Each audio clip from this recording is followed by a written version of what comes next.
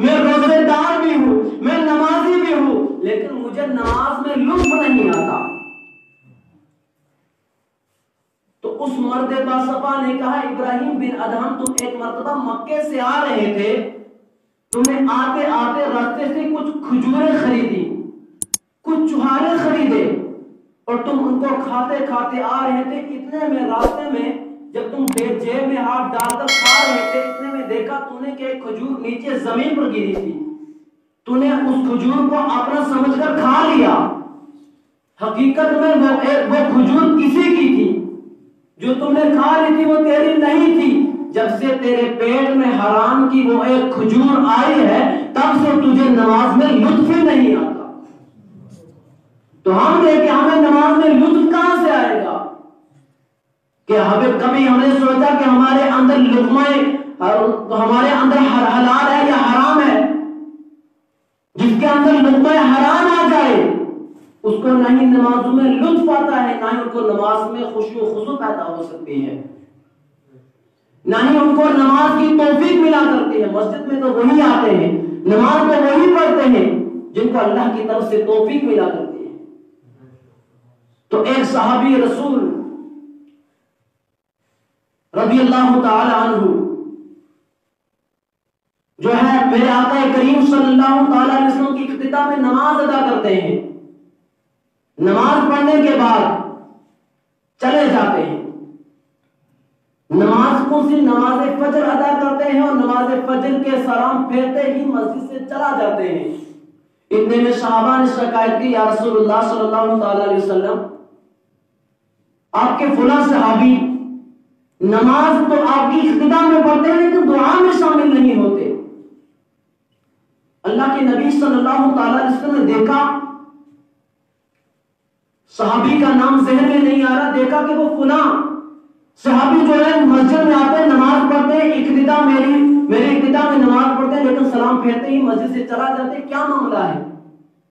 اللہ کے نبی صلی اللہ تعالی علیہ وسلم نے اس صحابی سے پوچھا کیا معاملہ ہے کہ تم نماز کے فوراً بعد چلے جاتے ہو، نہ ہی تم ذکر و اذکار میں شامل ہوتے، نہ ہی تم دعا میں شامل ہوتے، کیا معاملہ ہے؟ کہا یا رسول اللہ صلی اللہ تعالی علیہ وسلم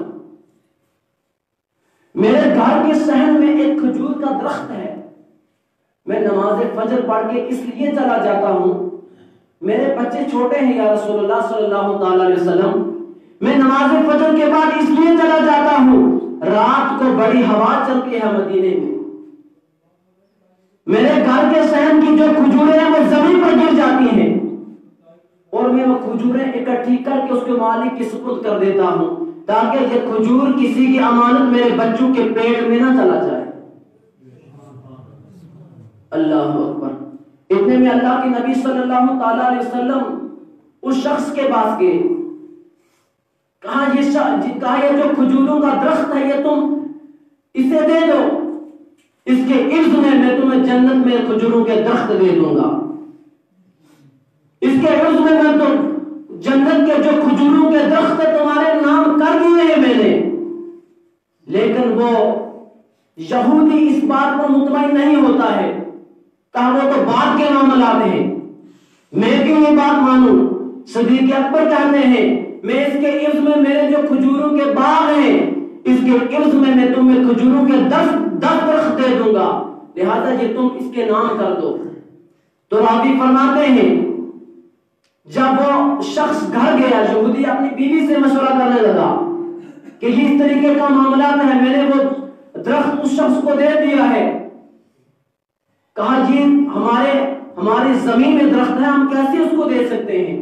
راوی فرماتے ہیں صبح دوسرا دن آ گیا، وہ کھجور کا درخت خود بخود اس صحابی رسول کے گھر میں موجود تھا، جو اللہ کے حبیب صلی اللہ تعالی علیہ وسلم کی معجزات تھے۔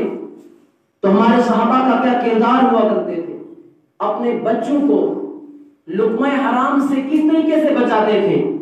آج اگر ہم بھی اپنی زندگی کو صحابہ کی زندگی کے مطابق گزارے تو شاید ہمارے بچے آج جو دن بہ دن بے نمازی، دین سے دوری کرتے جا رہے ہیں، یہ خالص لقمہ حرام کی وجہ سے ہو رہے ہیں۔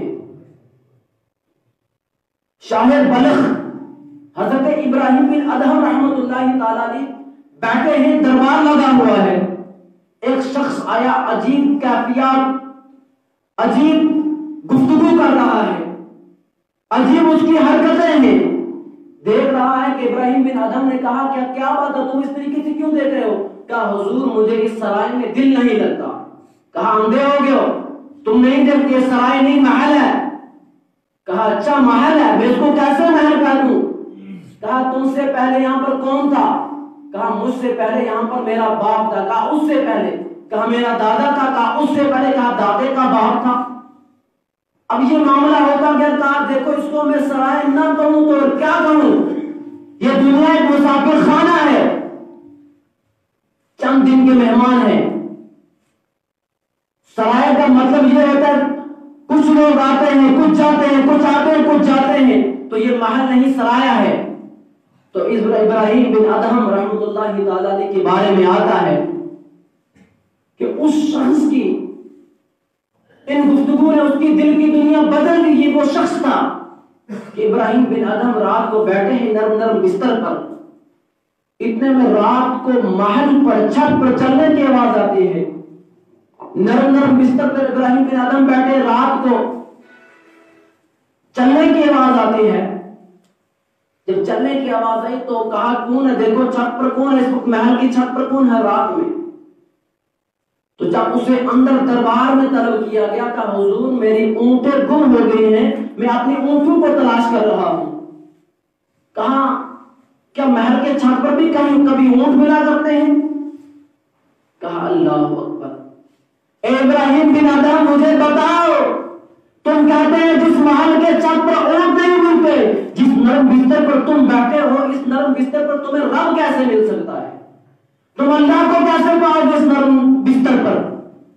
تو یہ ہمارے اسلاف کرام اور حضرت ابو دجانہ رضی اللہ تعالیٰ عنہ کا واقعہ سنا، وہ صحابی رسول جن کو